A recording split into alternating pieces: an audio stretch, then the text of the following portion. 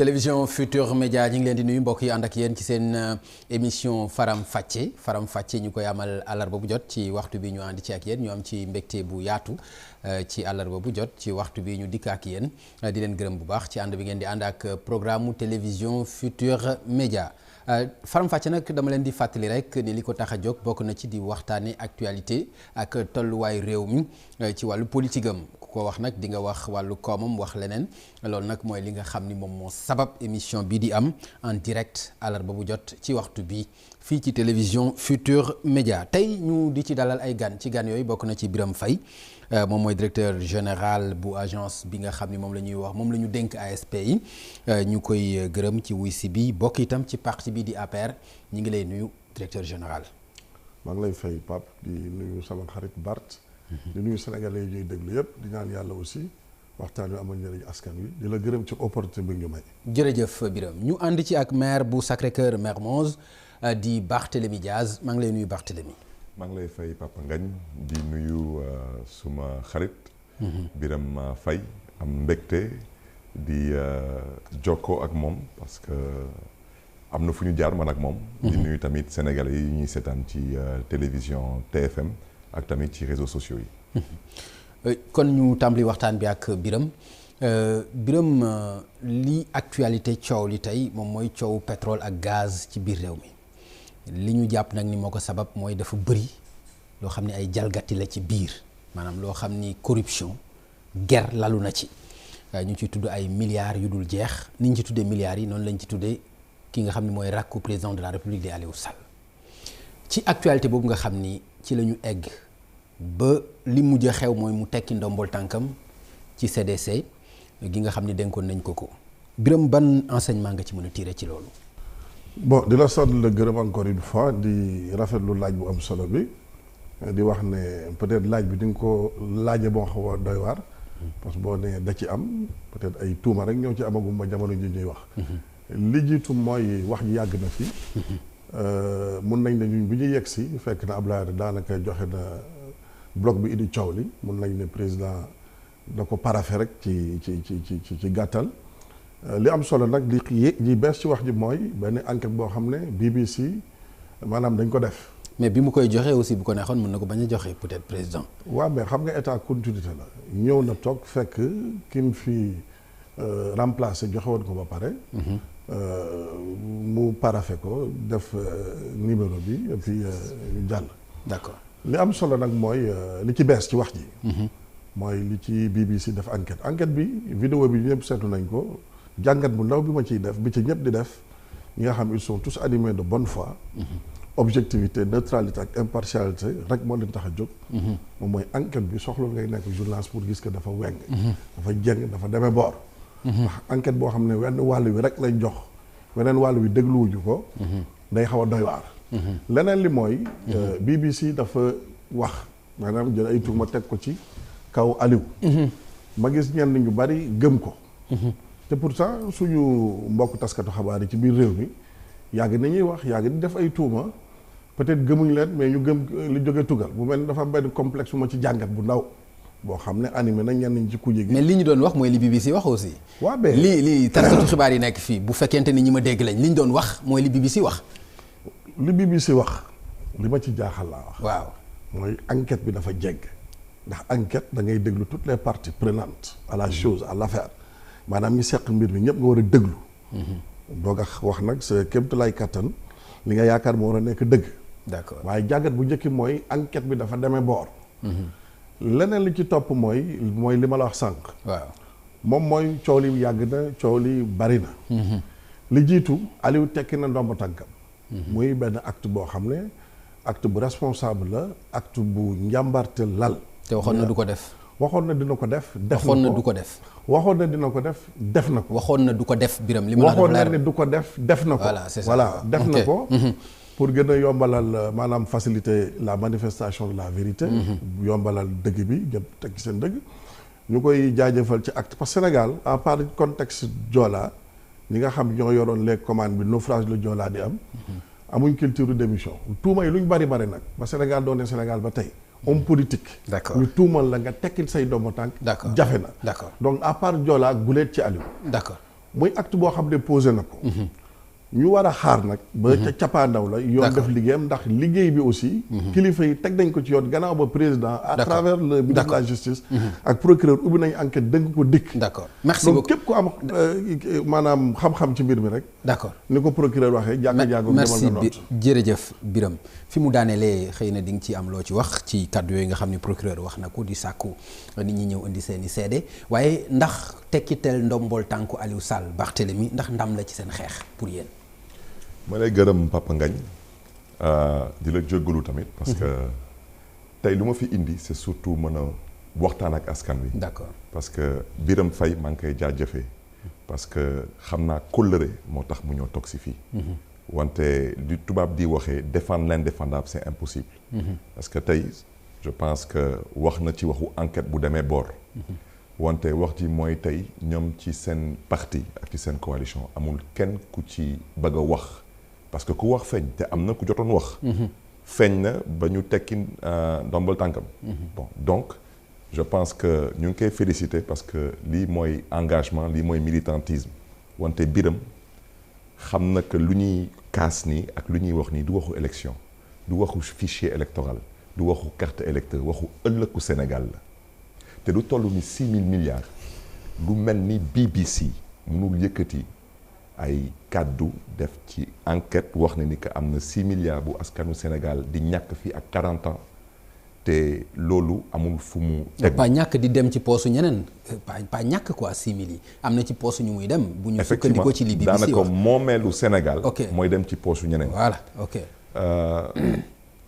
bon bëgguma polémique ak Birame parce que lu am solo tey mooy que sénégalais xam ne ni que lu ñuy wax ni jaru ci xuloo jaru ci xeex ok suñu moomeel la lu am ba am mooy nañu taxaw tem ci lu ñu constitution may ci sañ-sañ ñaax président Macky Sall ci yar ak teggin ci yërëmande ak gëm yàlla nañu delloo suñu moomeel te lépp c'est-à-dire suñu moomeel mooy la suñu moomeel daanaka président Macky Sall parce que lu mu wax léegi nii nee na président Macky Sall dafa paraphé mais moom il est directeur général xam na luy paraphé ak xam na luy signé président Macky Sall dafa signé décret kenn du paraphé décret Birame décret dañ koy signé numéroté ko lan moo xew te sénégalais xam nañ ko président Abdoulaye Wade engagé wul état du Sénégal lu mu def ñëpp xam nañ ko wante en 2012 il y a eu un changement de par la volonté populaire sénégalais yi ñoo ne ñun président Abdoulaye Wade ñu ngi lay gërëm di la sant demal jërëjëf président Macky Sall kaay nga toog ndax lan ndax yaakaar mu ñëw toog déclencher inspection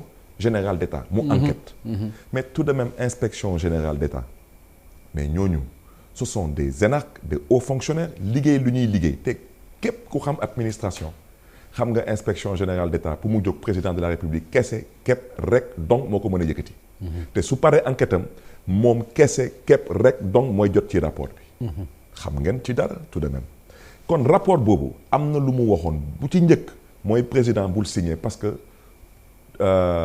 Tullow Oil ba tey pareeguñu ak ñoom te ñoom seen démarche ba léegi jeexagul benn bu ci tegu nee nañ ko lii bu ko signé parce que les intérêts du Sénégal ne sont pas sauvegardés bu ci tegu tamit nee nañ ko lii na nga def nànk parce que sa rakk ba nga bokkal ndey ak baay gis nañ ko fenn ci dili mu signé bu mu demee nag ba signé engagé na état du Sénégal lu tax fu may daanalee su ngeen gisee ñu ngi ñaax président parce que président il faut mu am yërëmande ci askanu Sénégal mënuñu tollu tey ci scandale bu mel nii seen président nekk moom yoonam newu ci parce que ndeyu mbili bi mooy président Macky Sall moom la ñu fal démission wu Aliou Sall ngeen jéggal ma ci kàddu c'est important wante démission bi amul solo xam nga lu tax amul solo am na dëkk bu ngeen xam ne ni sorewul Sénégal amoon na nit bu fa nekkoon président du ma tudd dëkk boobu wante dëkk boobu mi ngi biir Sénégal chaque jour ngeen doon gis président boobu mu doon yor alxuraan ak kurus président boobu est-ce que exemple la woon ci dëkk boobu. d'accord est-ce que exemple la woon sax. suñu dëkk mais dinaa ci ñëwaat Barthélémy dinaa ñëwaat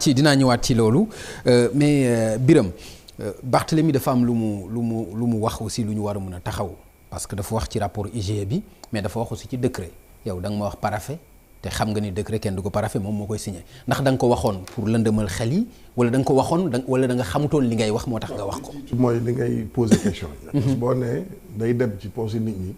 laajatoo da ngay. non waxuma loolu li ma wax mooy li BBC wax non li ma wax royalties yi di redevance yi la ñu wax ni dafay dem ci poste nit. maa ngi ñëw non royalties yi. waaw royalties yooyu.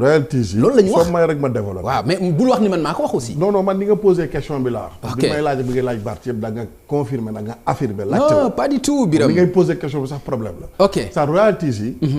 BBC am na lu mu ci wax. ok waa BP nee nañ royalties amul.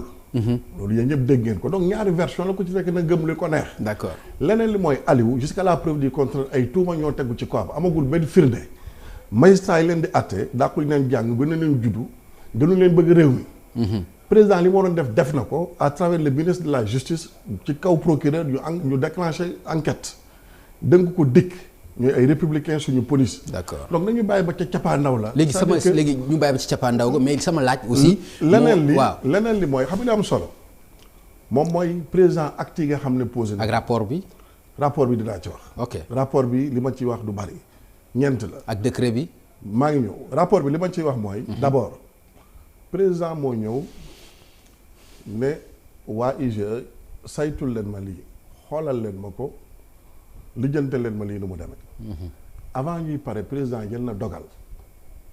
wala confirmé na dogal bu Ablaye di jëloon.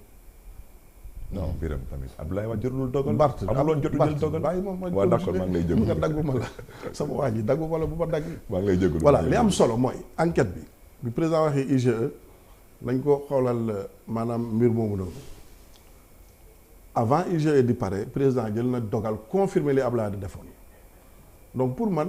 li tax IGE continuer seen liggéey sax problème la leneen li mooy. d'accord ma bàyyi la nga eggale ma bàyyi la mais li ngay wax mi ngi jaaxal nit ñi nag. jaaxalul kenn si ñi dégg sax xam naa ne jommi nañ ci yow rek la jaaxal. d'accord kon allez-y d'accord président la yàlla fal ak askan wi. d'accord moom la ñu dëgg. ba day wax IGE ñëwaguñu mu mais maa ngi ñëw. président la yàlla fal ak askan wi moom la ñu dëgg. d'accord ok.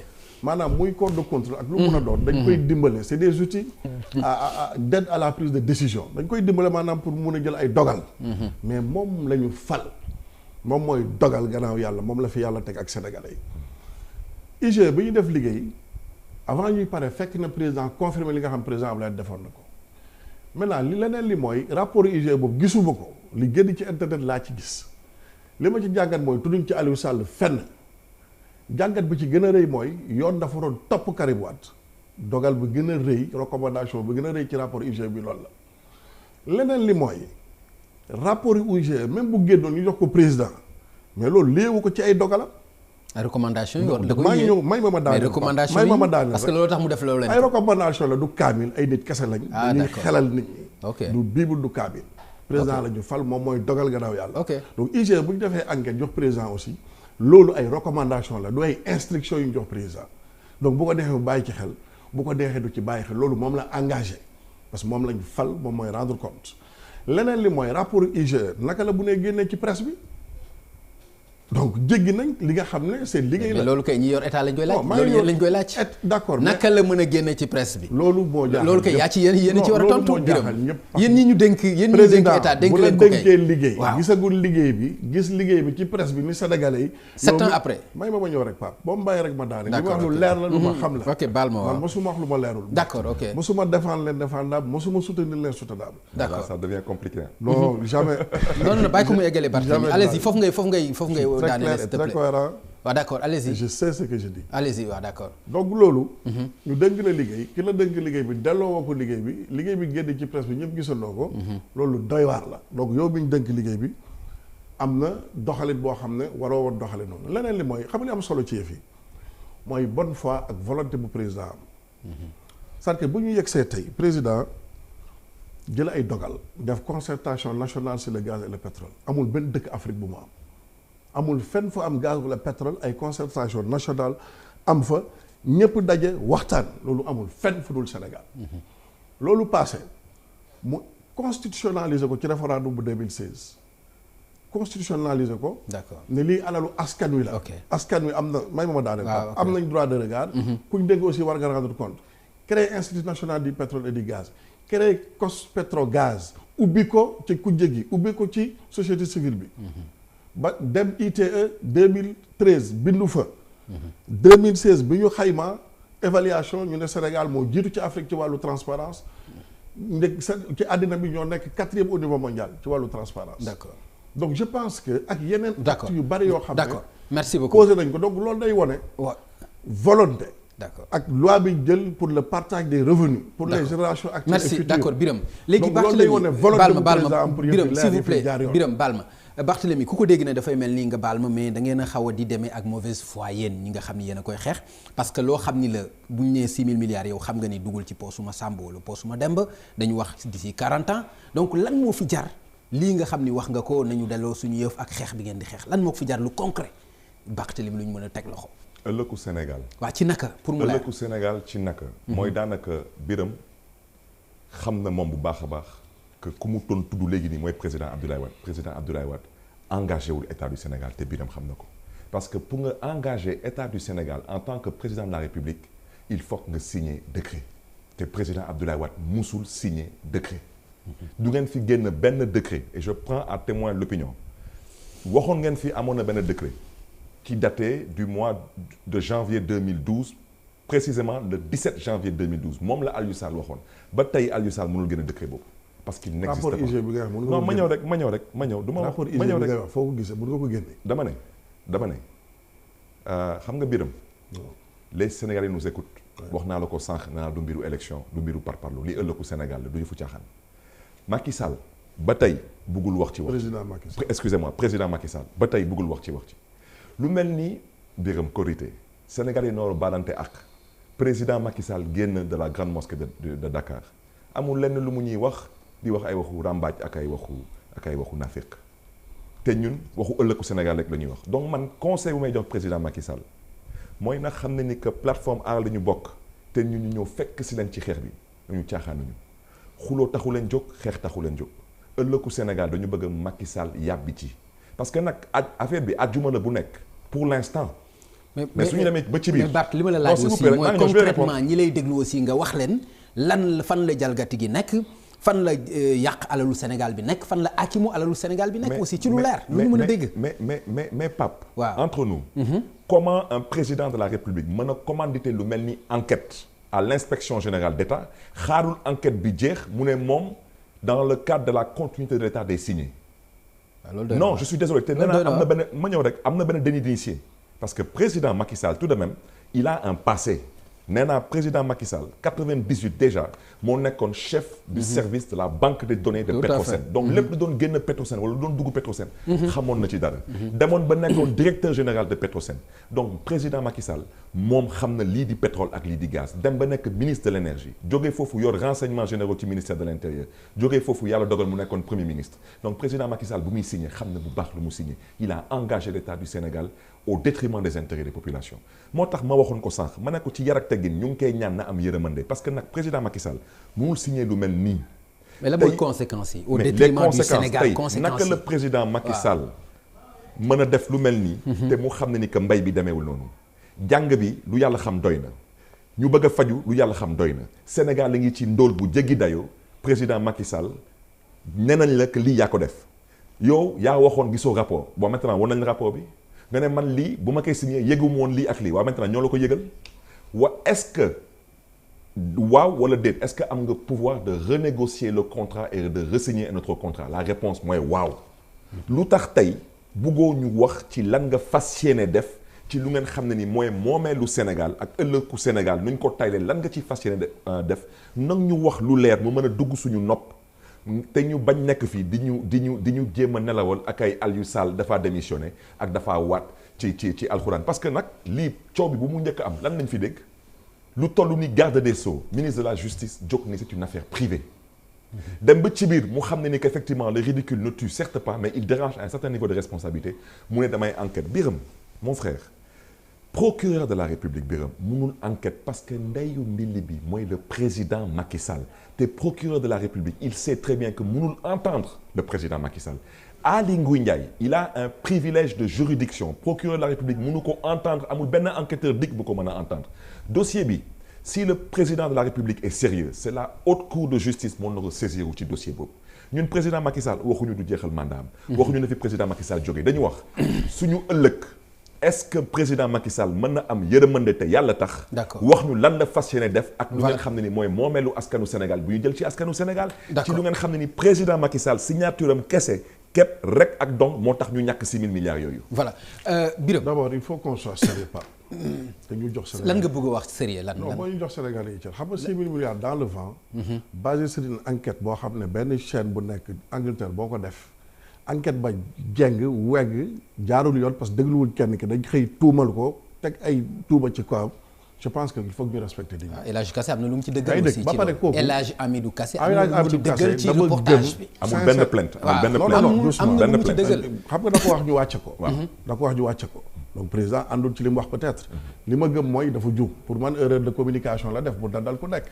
honnêtement ça c'est ma ferme mon intime conviction. juum nga ko jàppee yow. non pour man erreur la def parce que Aliou déglu naa ko Aliou si boppam dafa ne El Hadj il est de bonne foi il pense que dafa def erreur honnêtement parce que li mu wax man mënu ma comprendre déjà pour dire vrai parce que ñooñu fi aussi pour défendre lu ñu xamul mais Aliou bi mu ko laajee ci loolu dafa ne peut-être El Hadj dafa yóbbu parce que El Hadj parce que mënu nekk directeur de la communication bu présidence nekk ministre jàng communication jàngale ko liñ de ñëpp jaar nii mu xëy jaar ne donc pour man dama jàpp mais yow li nga wax nii dafa. par leneen exemple li mooy non qualité yi nga wax yëpp ci El Hadj Kassé dafay tax ñi ko xam jàpp ne li mu wax lu nekk dëgg Ouais, la. mais non xam nga qualité yi nga wax yëpp. El Hadj Kassé lu mu wax dëgg la moom Birame xam na ne que El Hadj Kassé lu mu wax dëgg la moom xam na ko. wallahi Birame toi aussi. wallahi aw ma ci benn firnde que sëñ bi yéen a ngi bëgg a xewal waat de. Birame man su ma Non, la Pape, tuumaalee tey xam nga lu am damay solo. porter plainte. Xam nga lu am su ma la solo. tuumaalee Xam yow nga lu am damay solo. porter plainte. eggal xam nga lu am eggaleel solo. Birame waaw.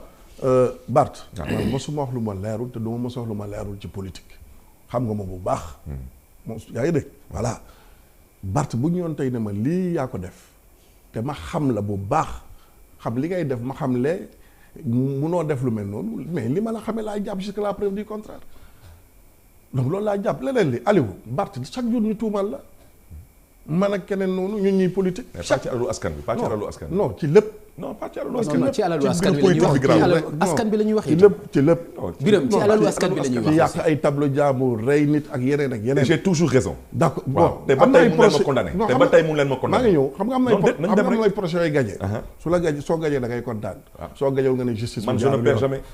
yaa ngi dégg Aliou doomi jàmbur la dañ ko dëgg. te waxul dëgg. tuumal ko. te waxul ak dëgg. loolu yow la engagé man wóoruma. Dañ man dem. du ma wax ne waxoo dëgg te aw ma ci firnde. non moom xam nga ne waxul dëgg. non ku teg Balaa kaamil may dee waat ngay xam nga muy dafa am waat ci ñaar alxuraan. dafa am ñaar dafa am atteb àddina am atteb àllaaxira moo yëg. ñun ay jullit lañ moom jullit la loolu la gëm. ah Khalifa Sall du jullit. Khalifa dañ dam lay laaj non Khalifa Sall jullit wala du jullit. waaw may ma bu ma waa dagg. Bart xam nga bàyyi waxtaan ko aussi mu du wax. am gamal rek. bàyyi ko bi may ñëw bàyyi dañ ko ma ne mu- Bart la may nga wax parce que mosul may kenn mu wax non du dëgg. la may nga wax de. bi may ñëw dañ ma ne Bart la non may nga mais wax cette fois-ci na la may nga wax mosul xam may naa ne kenn fii mu la wax man rek leen quoi. non Bart Bang- sama bang- xarit la daf ma rus dina ma may ma wax. Khalifa juróomi tuuba wala ëpp nañ dem ñoo ci tegu leneen kawam. après nañ dem ci leneen Non, bu ñu moo waree ko fi- aborder moo- affaire moo ko Khalifa fi nañ ko dugal. aborder mais nañ dem Escroquerie, ci leneen. détournement de deniers publics faux usage de faux blanchiment dañ ko tuumal atte ko sur 1 milliard 800 tëj ko ci ay fausses factures après mu tontu la. te waxul ne jëlul après mu daa tontu la. grand bu doxalin- leen yóbbu débat bi foofu yow da nga bëgg ñu sérieux yow itam grand tontu ñu avancer s'il te plaît. boo ma laajee rek bàyyi bu ma tontee ñu dal sama xel waaw mais bu laaj bi moom yaa ko moom mais tontu bi waaw sama yëf la mais mbiru Khalifa bii nga bëgg a dem. moo parce que ko ci moom dugal dagg ma mais moom moo la ci Non, interpellé nee man na ma moom laaj ma la ko. ni mu ko ci cabaxalee laa ko ciy tontee jàll ci leneen soo ma mayee rek acca bismillah. voilà leneen li mooy Aliou au moins am na li ñuy wax le bénéfice du doute présomption d'innocence donc ne soyons pas plus rages que le roi ne dansons pas plus vite que la musique yoon am na ci dëkk bi yoon day àtte jox la dëgg jox keneen dëgg mais yoon bu àttee jox leen dëgg ngeen ne yoon am na bu joxee keneen ngeen ne yoon amul yoon a ngi àtte mais nañ leen bàyyi yoon pare ñu xool leneen li àtteb yàlla jullit bu léegi taxaw nga baal ma Birame il faut loolu aussi ma dag yoon a ngi àtte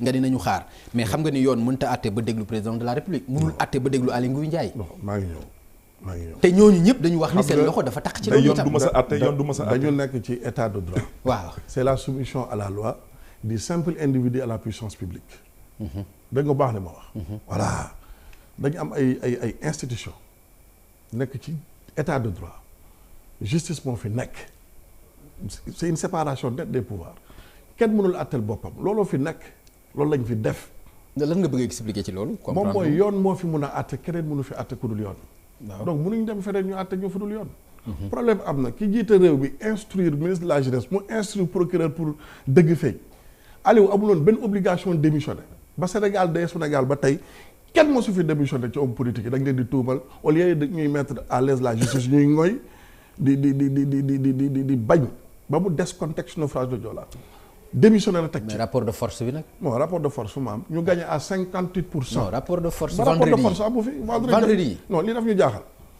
on a gagné toutes les élections. non da ngeen sàcc toutes les élections. mais avec tout le respect que je peux waaw bu ma dagg. bay ba ma pare bu ma dagg bay ba ma pare. élection yëpp la ñu gagné. ñëpp coalition bi sa papa mu ngi ci woon ñëpp a ngi ci woon. dañu gagné élection yi. tëj ñu ci kaso bi pour mën a. on a tëjuñ kenn yoon a tëj te ñu def ñu tëj leen. ok d'accord dëkk bi yoon a fi am. seen boss ngi ñëw di léegi ngeen aye. non di ngeen aye. non yow moom doo aye. yow doo aye mais wante ñoom dinañ aye. nga xam nga ne man du ma aye. non yow doo aye parce que yow tey nangoon nga dépassé ce poste directeur général parce que xam naa lu nga daj pour Macky Sall falu. merci jërëjëf yow doo aye wante ñoom dinañ aye. waa jërëjëf léegi nag man li ma gëm mooy ñi nekk ci ñun wax naa ko fépp ñi nekk ci ñun ak ñi ne feneen ñëpp laa yemale. yaa ngi dégg sénégalais yi ñu fi teg alalu réew bi la ñu dënk nañu atte ñëpp. ok nañu yemale ñëpp. je pense que li am solo ci coono mais atte bi dina yomb rek man loolu laa la laaj ndax dina yomb ndax dina leer ndax dina gaaw. atte bi dina yomb dina leer dina gaaw. dëgg d'accord dina feeñ. merci beaucoup d'accord atte bi am nga ci yaakaar Barthélémy lan moo ci sa ay crainte lan moo la ci. atte du am. oui. ngeen may ma rek ma am lu may wax. rapidement Biram bu may ànd ak moom dañu doon xeex. moom xam na est-ce que rey naa wala reyuma. man ak moom ak suñu génération. lu ñu def suñ ko defuloon président Macky Sall du mës a falu Sénégal moo tax ma ne ko yow tey noroon nga dépassé directeur général. moo tax sa place ci wetu président Macky Sall. mukk sa place wante nag lu ma bëggoon wax. atte mënul am lu tax atte mënul am.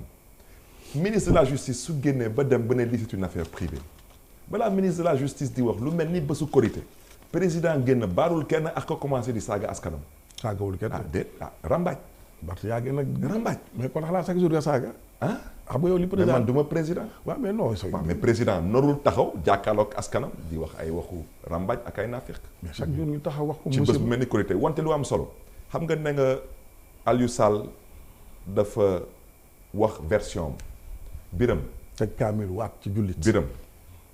Biram. waaw Aliou Sall lu mu wax dëppawul ak dëgg pour solol wax ci yére. foo ko teg. xam nga fu ma ko teg. waaw du ma waxoon day du fi démissionné. dafa démissionné wala démissionné wul. du ma waxoon day porter plainte. kañ la fi porter plainte. du ma fi waxoon bokkul ci nu mu tudd ci BDK. laalul ci BDK takkul ci BDK mën na la laal na ci BDK su laal na ci BDK na dem ci procureur mu wax ko Barth daf ko tuumaal. su ko waxee ma gënal ko ay këyit. parce que l'annuaire de la Banque centrale des établissements financiers BDK turam mi ngi ci. te annuaire boobu non s'il vous plaît rek annuaire boobu mënuñu ko inventer. non moom laalu ci dërëm la wax. non dama ne laalu ci 15 la wax. dama ne. amu ci benn action. man dama laajte. waaw tey Papa Ngagne. da ngay daan sa doole di liggéey soo amoon suba 5 millions nga am compte bancaire BICIS soo demoon tey BICIS bëgg a dugal sa 5 millions nga moom ko BICIS dina la laaj foo ko jëlee. te da nga indi justificatif. am na yenn xaalis yi soo ko bëggee blanchir. foog banque nangu complice ak yow. te comme les banques qui sont sérieuses duñ ko def il faut nga créer sa banque bopp te créer banque compliqué wul. créer banque lan moo lay. créer donc blanchiment moo tax a jóg Banque de Dakar. dama ne. loolu nga bëgg a wax su ma baat ci kaw. waaw j'ai interpellé la BDK. si la BDK ne peut pas répondre que Sénégalais nañu tëj seen compte BDK génne seen xaalis parce que BDK kenn créé ko ni pour les PME ni pour les PMI ni pour l'agriculture ni pour quoi que ce soit nañu nit ñi tontu kan moom BDK parce que ñu ngeen xam ne ni ñu ngi biir Frank Timis Corporation ñoom ñoo créé BDK. ce sont les mêmes noms qui reviennent. ñoom ñoo dem fële ci Abidjan créé tamit BDA Banque d'Abidjan te turu Aliou Sall tamit mi ngi ci. ci Banque d'Abidjan ci Banque d'Abidjan. te loolu vous pouvez le retrouver sur un document de 257 pages mooy l'annuaire des établissements bancaires et financiers qui sont agréés par la BCEAO. te joxoon naa fii ci suma conférence de presse benn interpellation kenn tontu ma dama ne ba ñu ubbee BCEAO ba tey ñaata yoon la FBI ñëw BCEAO kenn bëgguma tontu ma laajaat leen mën na leen kañ la fa FBI gëj te mën naa leen jox tamit si vous voulez des réponses. ani réponse yi. waaw ani réponse yi. dama ne 2012.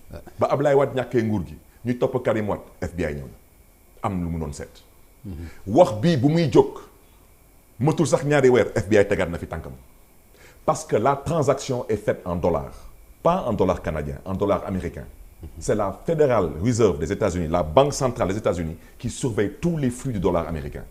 da ngeen foog ne ni ay waxu ay xam ngeen ñaata dañuy toog xale yi di kaf di ne ay nañu Aliou Sall jox suñu 400 000 francs. Ça veut dire que le peuple sénégalais ñu ngi ñàkk 135 milliards de francs CFA chaque année sur 40 ans. daanaka askanu Sénégal 200 millions d'euros la ñuy ñàkk chaque année sur 40 ans. de par la responsabilité exclusive de Macky Sall. lu tax ma ne la tey Aliou Sall waxul dëgg lu tax waxul dëgg parce que lépp lu mu waxoon ci scandale bi Agritrans musuñu jot dara.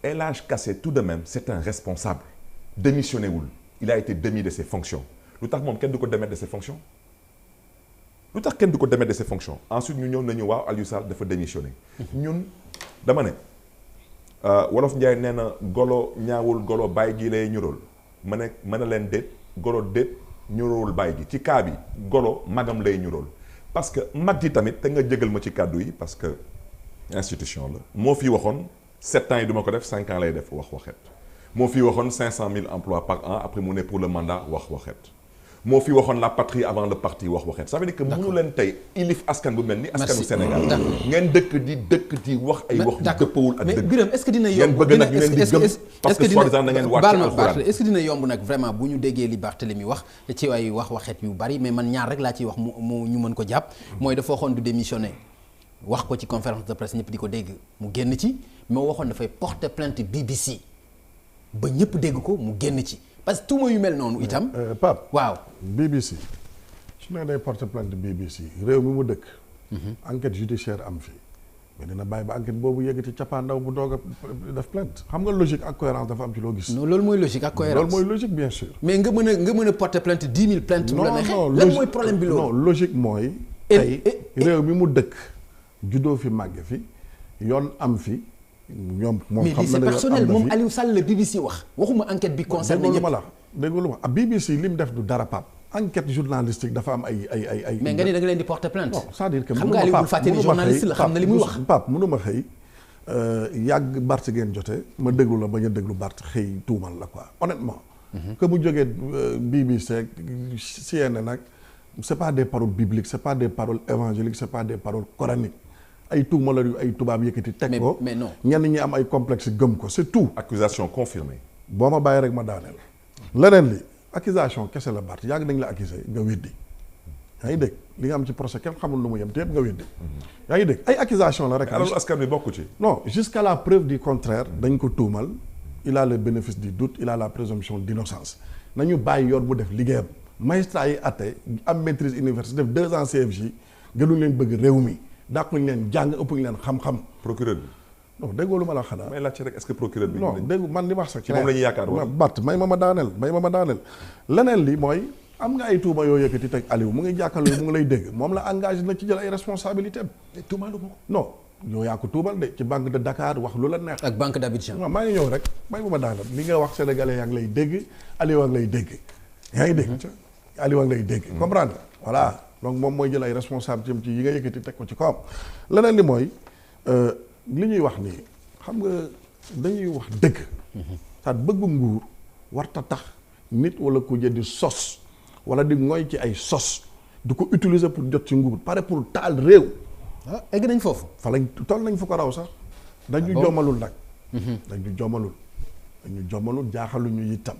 parce que ñuy wax muy Abdoul Mbaye muy Sonko yëpp xamante nañ réew mi lañ dëkk fii la juddoo fii lañ màgg dañu dem élection gagné Ablaye Wade jëlagu fi gagné élection yi fi nekk yëpp président bu nee day def 5 ans mais dafa am yoon Bart boo nee damay dem Fatick ñëpp xam nañ ne yoon bi 2 heures de temps la soo demee ba jam ñaajo paan def fa 3 heures de temps def yoon bi 5 heures de temps est-ce que loolu sa coobare la bu ma tontu man ma am parole. d'accord egg leen. bu ma tontu.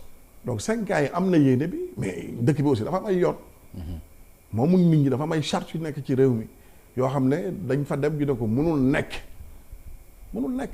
da nga nekk maire des fois sa mandat day jeex sax ñu prolongé ko da ngay toog doo démissionné noonu kese la leneen li man j'étais directeur général de l'agence nationale pour l'emploi des jeunes soo demee inspection du travail contrat yi ñu fa enregistré ak emploi yi ñu créé ci 7 ans yi weesu na 500 000 emplois yi ñu waxoon Sénégal nag dafa nekk dëkk boo xam ne ñu ngi ci 16 millions presque donc mun nañ ne chômage bi day yokk juddu gi dafa bari xale yi dañuy gën a jàng. d'accord mais engagement yi ñu jëloon ci wàllu emploi dépassé nañ ko. ñu def nag réew mi ñu ñoo ko bokk ay politiciens lañ moomu nit ñi waruñ jël nit ñi en otage. muy Tchad muy Congo muy Angola muy Niger. dëkk bu pétrole génn wala gaz taal nañ ko. d'accord parce que ay nit ñu mel ni ku jégi nga xam 1% mënuñ ko dajale ñoo fi nekk. ñoo xam ne lu leen voilà ci ñoom la ñuy sukkandiku pour taal réew mi. voilà donc nañu jiital njariñu askan wi. jiital intérêt réew mi. léegi moytu tuuma yi moytu accusation gratuite yi. jox nit ñi cër. ok je pense que loolu moo am solo. léegi Barthélemy li mu wax aussi am na lu ñu ci mën taxaw parce que bu dul woon plateforme aar li ñu bokk. dinaa ñëw ci plateforme bi bu dul woon plateforme dinaa ñëw ci plateforme bi. peut-être yéen seen xeex ak ni ngeen taxaw yéen politique yi du demee nii nga xam ne noonu la demee itam li mu wax ni ñoom dañ leen gagné opposition bu minoritaire lañu est-ce que loolu du ko jox dëgg ni te ngeen bootu ci ginnaaw plateforme boobu pour mën a taxaw nag jàkkaarloo ak président Sall. xam nga sànq nee naa golo ñaawul mag gi lay ñu doon. défendre na fi président Macky Sall man ko ci encouragé du moo fi waxoon du fi. du fi non déet dafa na. parti da wax ji rafet. ah déet golo kay mun na ñàkk ci jotaay bi. waaw maa ngi jégalu. kon nag nañu wax daal. nañu wax daal olof la itam. waaw ok mais da rafet rek. non mais loolu wax olof la koy wax président non mais loolu wax olof la aussi. président d'accord naa ak yow li mu wax mu rafetal kàddu yi d'accord na. voilà papaam ak président ñoo ànd. bàyyi ko mu eggale institution la. na wax ñu rafet bu doon wax président di wax ay golo. d'accord waaw maintenant Aliou Sall ñaawul magam lay ñuróol bon magam moo fi waxoon du fi nommé Aliou Sall du fi nommé benn rakkam. Aliou Sall mënul nommé boppam. mais dafa am différence. non s'il te plaît c'est que xoolal tu sais Birame toi tu sais la sympathie que j'ai pour toi. je le sais Birame l'État y a un minimum de décence ça veut dire que tey nit ñi dañuy yeewu yow yaa ngi may wax ay waxu alxuraan maa ngi lay tudd sànq benn dëkk bu nga xam ne ni waa ji toog na fa xaw ma ñaata at saa boo gisee photom mi ngi yor benn kurus. yor benn alxuraan boo déggee bible waat ma gëm la. non déglu ma rek kan man. waaw xam nga kon lu ñuy def. comme Birame na nga gis naa la bés xam naa ne catholique. Birame xam nga kon lu ñuy def. comme na nga su ma tegee bible. waat ma waat nga gëm ma gis la mes xam ne catholique. waaw mais kon mais Birame dem leen suba buntu Rëbës ngeen teg alxuraan fii ci porte buy génn corniche. ngeen jël bible bi teg ko ci porte ku waat dem yoonam ku waat génn dem yoonam. non s'il te plaît contexte yi du benn. non s'il te plaît ku waat dem yoonam. mon frère contexte yi du benn. contexte yi du benn. mon frère maa ngi lay dégg.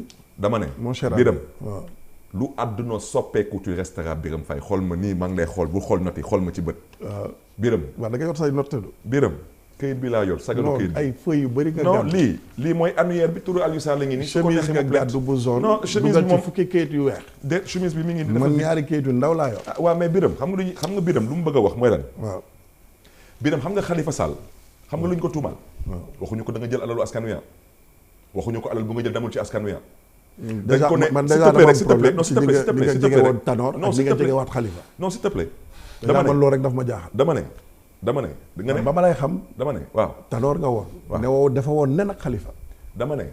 soppeeku googu nga def noonu ci diggante bi bu ko personnalisé grand yi non bu ko personnalisé dama lay wax rek est-ce que yow xam nga personnalisé aussi débat bi. maanaam sérieux comme ni nga ko bëggee. maa la njëkk a politique. non dama ne maa la njëkk a politique de. Birame soo ma njëkkee politique na nga xoolaat sa taxawaay parce que donc j'aurais dû aller un peu plus loin parce que je pense que man xaw naa la gën a sori. waaw baal xeer yi bay sax. non dama lay wax rek suma doomu ndey.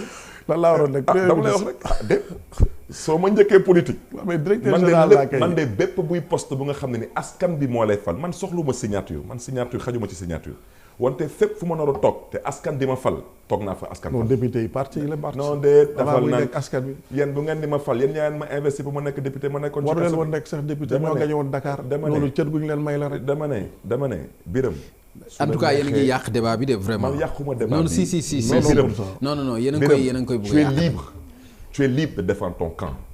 wante xam nga tey bu Sénégalais yi jàpp parce que man maa ngi solal wax ci yére dama ne dañu sonn ci président bu dul wax dëgg dañu sonn ci président buy jël moomeelu askan bi dañu sonn ci président buy jaawale dëj ak ngénte dama ne njabootam la na xam fu mu jëm ak njabootam te bàyyi ñu ak suñu réew te bàyyi ñu ak suñu alal ak suñu ëllëg ak suñu moomeel loolu la ñu wax président Macky Sall nag dinañu lett baa mu firiñu ci àjjuma bu ñu nga xam ne ni ñu ngi woote parce que bu leen foog ne ni du da ngeen am parti te kenn du leen jaaxal. ana seen ay dafal nanka rek. ana seen Birame je prends à témoin Papa Ngagne ngi nii soo ñëwuloon tey toog ci plateau bi amul kenn kuy bàyyeekoo APR ñoo toog fii parce que ils n'ont rien à dire mais parce que je te dis que coloré moo tax nga toog fii. ah bon waaw parce que xam naa fu nga toll chez le couple présidentiel du yow ak Aliou Sall c'est toi et le couple présidentiel parce que am na lu ma ci xam bu ci tegu seen coalition benn bokk yaakaar du moom ngeen ko wooyee benn bokk yaakaar ana seen coalition ana waa PS luñ ci wax ana waa AFP luñ ci wax kenn du ci am lu mu ci yàbbi xam nga lu tax waaw loolu nag parce que bii dafa jéggi dayu mais s'il vous plaît parce que non on m'a relancé moi je vais laisser développer mais nga daaneel foofu dinaa s'il te plaît ñu avancer s'il te plaît dama bëgg waaw Birame waaw yàlla may na la nga jege président waxal président na yàbbi yaa ma ko gën a jege déet man yàbb na déet président jegewu ma sa mag la yaa ma ko gën a jege dama ne Birame nañu nee na ñu ngi yàq débat bi kon ñu yàq débat bi parce que nous sommes des responsables moo ma gën a jege président may xam na ko Birame 6 000 milliards dans le vent sur aucune base Birame yow tu es père de famille tu es responsable politique su ma toogoon tey ma ñëw rek ma ne Birame moo def lii ma tuumaal la Birame da ngay dem seeti procureur déposer plainte Aliou Sall du fi plainte kenn xam nga lu tax parce que moo def moo jël wante nag moom sob déglu ma rek sob ak fekkee moo ko ci boole wante ku nga xam ne ni moom la ñuy waxal moo ñu ñor ci wax ji mooy président Macky Sall moo tax nañu bàyyi waxu enquête yi parce que enquête du fi am d'accord merci et ensuite bu ci tegu waaw góorgóorlu leen te ngeen tontu la plateforme aar li ñu bokk parce que nag ku woote jàmm wootewul xuloo wootewul xeex mu wootee ndax ñu mën a xool nu ñuy xoolee ëllëgu Sénégal ngeen ne da ngeen di nekk fii di waat ay alxuraan ak ay wax yu Birame wax nga léegi ni ñoom jaaxaluñu leen wax nga léegi ni ñoom jaaxaluñu leen mais ñoom les politiques lañu mais xam nga plateforme aar li ñu bokk xam nga ni romb na les politiques non romb na politique yi ba léegi yaa ngi dégg sax syndicat travailleurs yu bëri di ci bokk vendredi di joxe rendez-vous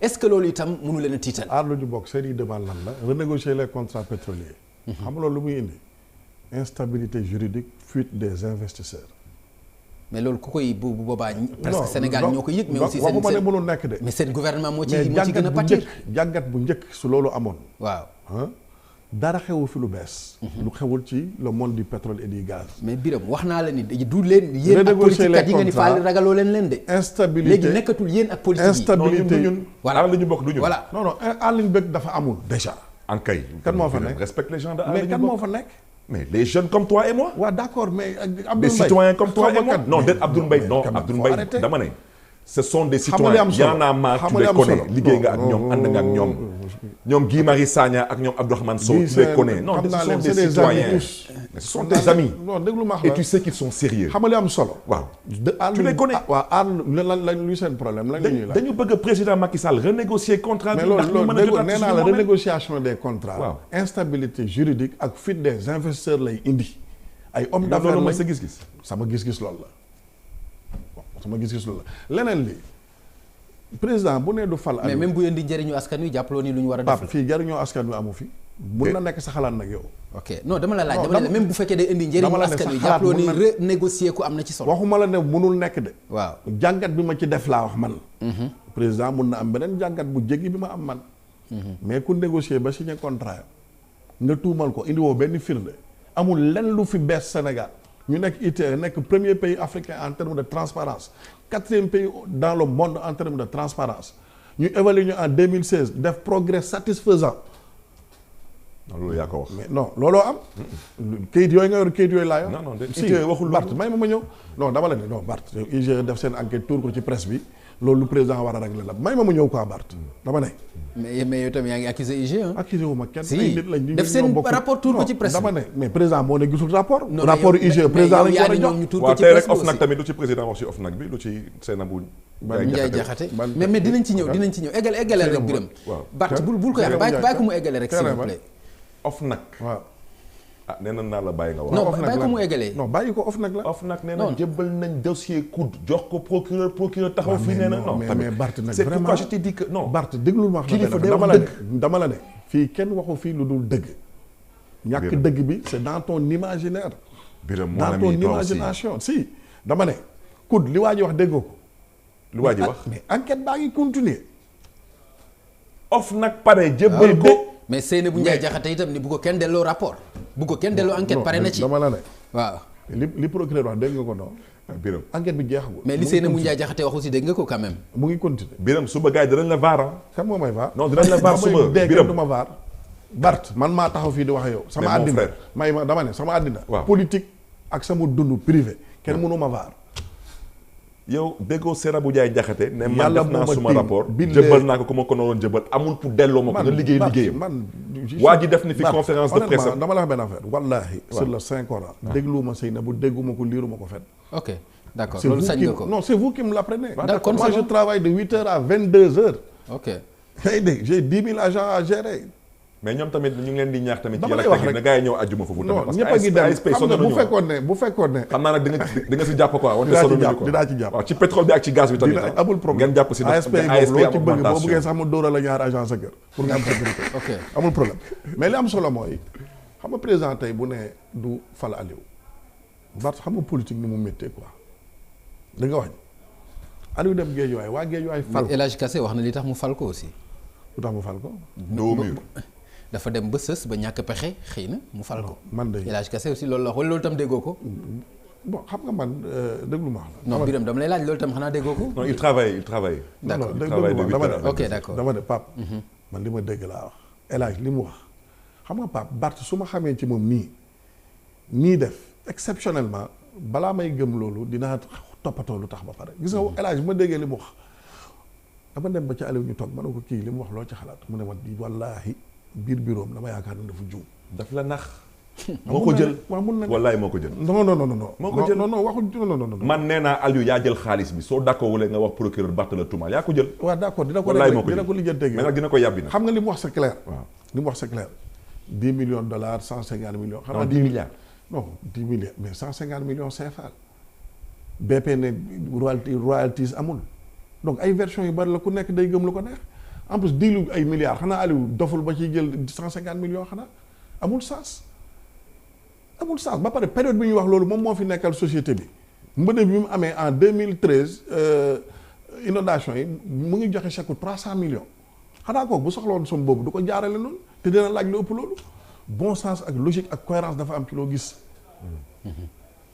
président bu nee du fal Aliou dem Guédiawaye waa Guédiawaye fal ko contexte bu changé la c'est différent am na ko ma doon wax lu may ñëw mu ne ma non Karim ma ne ko non Karim il n'a jamais eu un mandat électif dans sa vie il a été battu au point. yow kon raison boobu nga bëgg a joxe. dafa Non. dem Guédiawaye ñu fal ko kon président mën na dindi ci li mu waxoon.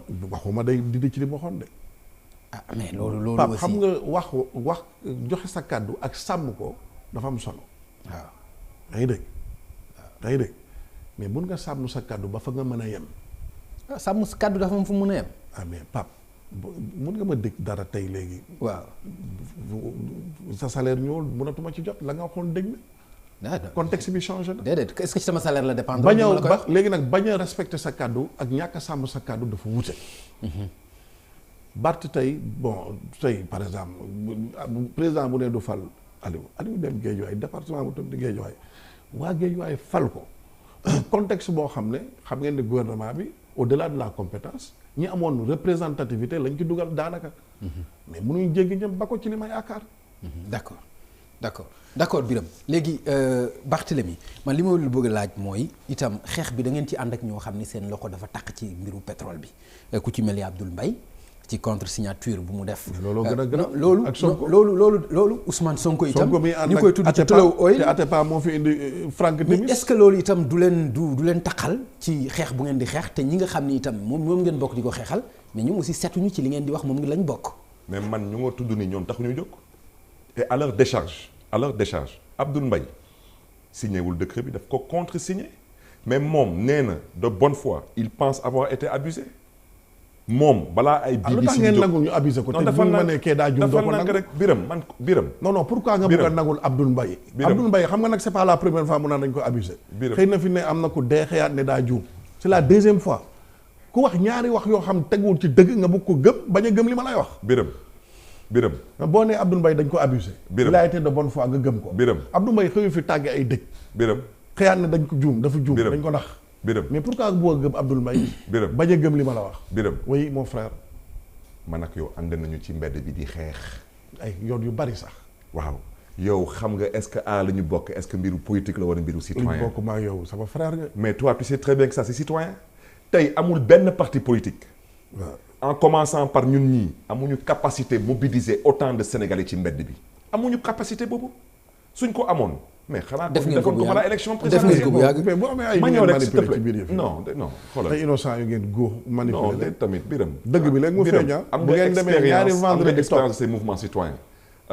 Pape une fois de plus ñun lu ñu bëgg a tey mooy que Macky Sall mu comprendre définitivement que moom la ñuy waxal. nañu Macky Sall tontu. est-ce que xalaat na ci xalaatam bu gàtt mën na renégocier contrat bi signé ko am déet. su ñu waxee mënul nekk ñun xam ne lu ñuy def su ñu waxee mën na nekk lépp lu ñu mën pour jàppale ko ci loolu ñu def ko parce que loolu mooy suñu responsabilité une fois de plus lii du xeexu politique lii xeexu citoyen la suñu ëllëg la. du carte électeur du fichier électoral nous sommes sérieux moo tax. te lan mooy doléance bi lan doléance bi. waaw mooy lan. le président Macky Sall. waaw doit reconnaître qu'il a fauté de bonne foi ou de mauvaise foi intéressé wuñu mais mu nangu renégocier waat contrat bi parce que Biram xam na ni que président Macky Sall pouvoir am na ko pour renégocier waat contrat bi. D'accord. Il en a le pouvoir. te gis que du question de pétrole ak gaz bi rek démb rek ndeysaan même le PCA de la SDE jóg na di attirer attention au président Macky Sall ñun ñëpp gis nañu que entre Suez ak SDE c'est-à-dire qu'il faut que président Macky Sall am yërëmande ci askanam mënul toog tey SDE di ko jox une offre qui est beaucoup plus intéressante. mooy que l'offre de la xam nga tey amul benn. mooy société 10 ans vraiment selon li nga xam ni moom la ñu gis. gis nga tey amul benn biram. doy laaj da ngay àtte man loolu ma jaaxal say mbir quoi. non laajuma mais aussi non li wax ci Suez loolu dama ci. yow sa bopp doy laaj. d'accord da ngay non li ñu wax par rapport ak SDE mais loolu boo ko gisee itam. loo gis ko gis nen man li ngay laaj daf ma def problème. amul problème comme vous voulez mais li ñu wax par rapport SDE ak Suez mais da nga gis ni SDE moom mooy 10 ans. dama la dégg naa su ngeen paree caalu ci Mansour ngeen jëm. bon léegi. biram Bart xam nga biram Aliou Mansour Biram yow tu existes de par sa ñàkk ak sa militantisme. waaw te mën naa ko seede. ñoom su nekkuloon Macky Sall bu falu kenn du mës a dégg seen tur Sénégal lu ñu fi def. mais Mansour ñi sos parti bi ci la bokk. dama ne. c'est membre Mansour fondateur de l'APR. xam nga tey on parle de combat et d'engagement sérieusement politique.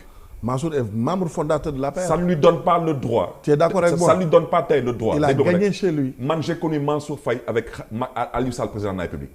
te yow xam naa la balaa Aliou. je te jure sur le 5 ans. je te demande pas je te demande pas. Mansour est membre fondateur de l'APR. je te demande pas. yow mii Mame Mbaye Niang Abdou Mbow Benoît Sambou. dama lay wax je te donne une information léegi dama lay jox léegi xoolal bàyyi ko mu terminer s'il te plaît dafa am benn question bu ma bëgg a aborder rapidement après ñu terminer parce que temps bi jeex Biram dama lay laaj de toi à moi nga bokk génération ak grand pape suba Aliou nu mu tudd Macky Sall dina fi jógee parce que léppay jeex ci àdduna. yàlla na gudd fan te wër. ah non amiin wante bés il peut pas être président à vie tu le sais il partira un jour. Bon ñu ngi ñaan yàlla na bés bu fiy jógee tamit na dem ci jàmm ak salaam. incha allah. yow est-ce que tu penses honnêtement que tey yow soo mënoon def dara tey pour que président Macky Sall mën a renégocier waat contrat yi ñun ñëpp ñu mën ci gis suñu bopp ak suñu doom yi ak suñu sët yi est-ce que tu penses pas que yow am nga ci benn part de responsabilité. d'accord dama lay laaj rek. dama lay wax benn affaire. léegi non su dama lay laaj tontu ko ci loolu rek man laaj la. man dama lay laaj mais ci lu gàtt rek s'il vous plaît après ñu dem. waaw parce que nag dëpp kees bi dafa jéggi dayoo. waaw non dafa am non xam nga dëpp kees ci ay waxu sukkandiku ci lalu ci ay tuuma loolu dafa yomb aussi quoi. amoo benn firnde. non amoo benn firnde. BBC dafa wax wane ay documents. bàyyil Barthélémy mu eggale s'il te na plaît. CNN wax. wane ay documents. na TF1 wax. lu tax du ngeen plainte lu tax du ngeen plainte déggoo ma la plainte dafa am lu jiitu. dëkk baa ngi def liggéeyam ci wàllu yoon nañ def loolu mais est-ce que ni nga waxee nii amul arrogance na CNN wax na BBC wax na TF est-ce que amul arrogance rek non benn arrogance s'il vous plaît non Pape man yar lañ ma non mais ni nga waxee nii na CNN wax na BBC wax na ku mun non est-ce que amul arrogance loolu vraiment Biram mun na nekk sa xalaat waaw je suis serein je suis zen je suis calme li ma xam naa ko dama ne mbir mi sénégalais yi journalistes yi taskatu xabaar yi jëpp yàgg nañ ci wax du coow lu bees ok li ci bees li ko ay tubaab wax laa la wax ma ne na ko yeneen chaîne tubaab waxaat suñu yoon suñu dëkk dafa am yoon suñu yoonu dëkk mu ngi def liggéeyam man loolu ma gënal li tubaab yi def yoon bi des na yoon bi d'accord yaa ngi dégg léegi ok leneen li mooy mooy li mu wax sànq xam nga man dama am problème sax seen plateforme boobu parce que su ma gisee Sonko ñu tuumal ko ci même Angleterre boobu noonu ak Tullow moo financé campagne am mosu ci wax leneen li même livre am bi bu ma ko liiree lépp ay conditionnel la comme yow fit bi nga am wax nii directement lu tax amul fit wax loolu xam nga yow moom toujours yow yaa ñëw ni nii ñoom ñëpp ay ragal lañ livre bi mu bind ba mu jeex mun naa la jox page par page li mu ci wax yëpp man liiruma ko l'IGE aurait recommandé le dossier fiscal serait transféré dans tous les livres soo ko liiree ay conditionnel kese la utiliser donc li mu wax dara wóoru ko ci. waaw mais li mu wax ci IGE. tulooy googu ñu ne moo ko financé mënuñ ci wax. Abdoul Mbaye c'est pareil. tuloo mooy financé kan. campagne yu Sonko te du ay anglais ko wax liir nga ko. liiruma ko. waay partenaire loolu wax nañ ko. waaw d'accord su amee man liiruma ko. wax nañ ko liiruma ko. waxuñu financé campagne mais wax nañ rek jox nañ ko lu jege ci ay 150 voire 150 000 dollars 195 les vidéos la les presse écrite c'est la même forme. te waxu ci. yaa ngi dégg balaa muy wax ci leen na wax ci li Abdoul Mbaye c'est pareil ay daa signé ak daa contre signé wax nañ ko conseil des ministres déglu naa Seydou ñu ne amul. mais nag man Abdoul Mbaye sax la ko def premier ministre laa xamul man. d'accord loolu loolu laaj ko président bi ko def. yaa ngi dégg léegi laaj ko président Sall léegi s'il vous plaît licenciement pour confirmer pas pour confirmer. ok enquête pour mu nekk une enquête sérieuse xam nga nee na Abdoul Mbaye ko dafa contre signé nee na Thierno Alassane Sall mais ñooñu ñëpp tey mais procureur de la République mënu leen entendre. Abdoul Mbaye était un ancien premier ministre. procureur de la République amul immunité laa la wax. non defal nag. amul immunité Idrissa Seck bu ñu koy entendre haute cour de justice. mais moo ko ci entendre moment yi Abdoul Mbaye procureur mënu ko entendre. mais non ci si bu moment jaree yi ñu créé procureur ne peut pas xamul am solo xamul am solo xamul am solo. parce que bu muy contresigné était premier ministre. donc enquête bi ça sera sur le moment où il était premier ministre. dama la limal 10 actes. waaw en termes de transparence bu président posé ci domaine pétrole ak gaz. waaw loolu moom wax nga ko te mu leer. dàquma ñu non mais créé après avoir signé le décret il a posé les actes après avoir signé le décret. waaw nañ créé le médecin après la mort. nañ créé haute cour de justice. d'accord merci. mais yow en tout cas mais na haute dëgg cour de justice moom la leeral. sànq Barthélémy da nga junj léegi ci affaire Khalifa dafa am parallélisme ak l'affaire Aliou Sall ci rapport yi wala lan nga ci bëgg a wax foofu. Khalifa Sall. il n'est pas poursuivi pour détournement de deniers publics. ok lu ñu tuumaal Khalifa Sall. ci caisse bu nga xam ne ni moom créé wu ko. détournement de deniers publics non s'il te plaît je t'ai pas coupé. dañ ko ne man kay mën naa la jox chef lieu. le rapport de l'inspection générale d'État si on décide de ne pas respecter la loi sennal ko recommandation yi soo gisee di nga gis ne que les recommandations dafa leer dafa ne caisse d'avance bi na ngeen xoolaat les conditions de création et de fonctionnement bu ñu koy créé ci jamono Mamadou Diop ARMP amuloon. Khalifa waxul dafal nank rek dafal nank loolu di nga ci tontu après grand loolu di nga ci au besoin soo bëggoon xam au besoin acharnement bu ngeen xam ne ni seen parti dañ ko jot a am. ci dossier Khalifa Sall. c'est 3200 fois le montant qu'on parle actuellement 3200 fois. IGE ak BBC. dama ne. xanaa BBC li mu wax moom ngay teg ci kaw IGE. dama ne 1 milliard 800 ngeen dëkkaloo nit fu mu dëkkul tey on parle de 6 milliards. ngeen foog ni da ngeen nelawal askanu Sénégal da ngeen di nax seen bopp. gis ngeen affaire u àjjuma bi su ngeen gisee mën leen ne président Macky Sall yàbbi ci loolu wax dafa am solo man yàgg naa ci manifestation te moom du ma bàyyi mu wax lu ngeen xam ne ni amul. lii su noree continuer nii su demee ba évoluer ay mercredi jeudi vendredi leneen lay indi. le président wax ci waxu pétrole. parce que pour l'instant Birame toi tu ne sortiras pas dans la rue. tu sais pourquoi Birame Birame yow doo génn ci mbedd bi xam nga tax. la première opposition du président Macky Sall mooy APR c'est l'alliance des frustrés de la République ci nga bokk. mais PSA gën a tas. Birame PSA gën a tas. non moom kooku moom tasul. dafa am ku ñu ko dénkoon wante comme yéen vous avez décidé que c'est de diviser pour mieux régner on vous a laissé faire. ban parti gën a dëgër APR fi mu nekk nii. loolu c'est par le débat. ban parti ngi ci àddina mu am parcours. waaw mais kon mais nga yaakaar grand loolu aussi baax na. ban parti gën a dëgër ci Sénégal APR parti nag waroon nañu dëgër nag aussi parti yu dëgër waroon na fi bari nag compétition lañ nekk ku sañoon jaafu yëpp doole. d'accord léegi ci l'affaire Khalifa lan nga ci mën a wax temps bi daf ñu n'a pas été poursuivi pour détournement de deniers publics. Ici on parle de deniers publics qui ont disparu. Khalifa Sall juge bi bu mu koy àttee il reconnaît que l'argent est allé chez les populations mais dañu ne le mode de décaissement la ñuy casse ci lu nga xam ne ni moom Khalifa Sall caisse d'avance bi fa la ko créé moom am na caisse d'avance. à l'ASP xam na ni caisse d'avance. en résumé li mu wax mooy Khalifa jël na mais askan wi la ko. dama ne may ma daaneel. Khalifa Sall waxuma la dafa jël jox askan wi non parce que xam nga man. mon frère j'ai la parole. non man non j'ai pas non. non il a la parole vraiment il a la parole. non j'ai la parole Bart pour l'instant je n'arrive pas à développer ba daaneel. Bart j'ai la parole avec toi. non j'ai la parole. Birame ne me laisse pas parler. ok d'accord Birame allez-y. yow mosoo bàyyi kenn bu wax. Birame allez-y rek s'il vous plaît. en résumé li nga wax. su ma ko doon tëgg. mooy Khalifa jël na mais askan wi la ko jox loolu nga wax waxoo leneen nag. dama ne moom mooy. Khalifa may ma man maa laajuma la Bart man maay wax da doon liggéeyam. ci liggéey man boobu maay wax. ngeen bañ mu nekk candidat élection présidentielle. non may ma Bart balaa man may maay dee wax non s'il vous plaît balaa may dee. Bart ñoom ñoo taxaw mais man la gis ngeen vous avez dit que Khalifa Sall était définitivement condamné. j'ai la parole vous n'avez pas la parole vous avez dit qu'il était Bart définitivement man lañ jox parole dimbale ma ngir yàlla 2 secondes mukk ci àddina mayuma la jërëjëf waaw merci jërëjëf Bart ci tënk li nga wax mooy Khalifa jël na mais askan wi la ko jox ci tënk mooy yow yaa ko wax ci tënk mooy def na mais definu fii la ko fekk ci gàttal loolu nga wax Khalifa dañ ko tuumal tuuma bi mooy blanchiment détournement de deniers publics faux usage de faux en écriture de commerce. De la poésie, il faut continuer avec la poésie. Non dama lay wax rek c'est 5 ou 6 chefs d'accusation milliards yi la ñu wax. maa ngi ñëw yaa ngi dégg yoon atte ko tëj ko maintenant Bart man na nga politique yoon moo ko atte seen procureur moo ko atte tëj ko ak seen ay juge procureur boobu moo lay jox dëgg ak juge yooyu ñoo lay dëgg yi nga amagum xam nga da nga ne mosoo seen procureur ak seen ay juge may ma ñëw suñu ñoo bokk réew mi procureur may ma ñëw Bart ñoo atte maire nga ci réew mi nga dëkk ñoo bokk déet ci réew mi la ñu dëkk même système boobu yow xam nga bu baax a baax que y a pas de procureur près le tribunal mais Bart vous n'avez pas la parole de grande instance de Dakar. Vous perdez. Il y a un procureur de l'APR au service de l'APR avec des juges qui sont à votre solde. C'est grave. Mon frère. Des juges à votre solde et des procureurs à votre solde. Vous avez décidé de saboter le débat. Mais il ne faut pas raconter n'importe quoi. Vous avez décidé de saboter le débat. Parce qu'on ne peut pas vous m'imposez la pensée unique. Que vous nous pillez nos deniers publics. Vous me privez ma parole. Vous voulez raconter des contre-vérités aux Sénégalais. C'est pas sérieux. C'est pas sérieux. Vous n'avez pas la parole. Xam nga lii ngeen di def. moo tax ma ne la yow yaa wax sa wax. mais bu ne man maa ko wax. gis nga ak la régie. léegi Barthélémy bàyyi ko mu terminer tam may ko benn minute s'il vous plaît voilà ok. Khalifa yow da ngay politique.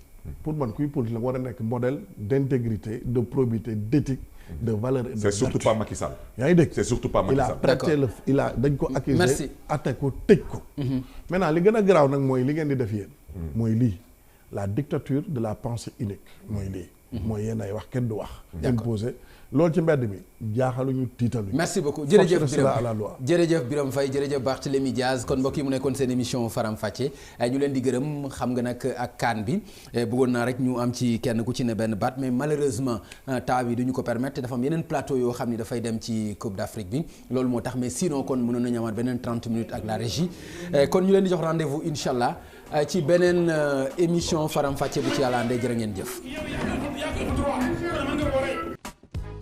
mandat bi nga xam ne moom lañ may fale mandat juróom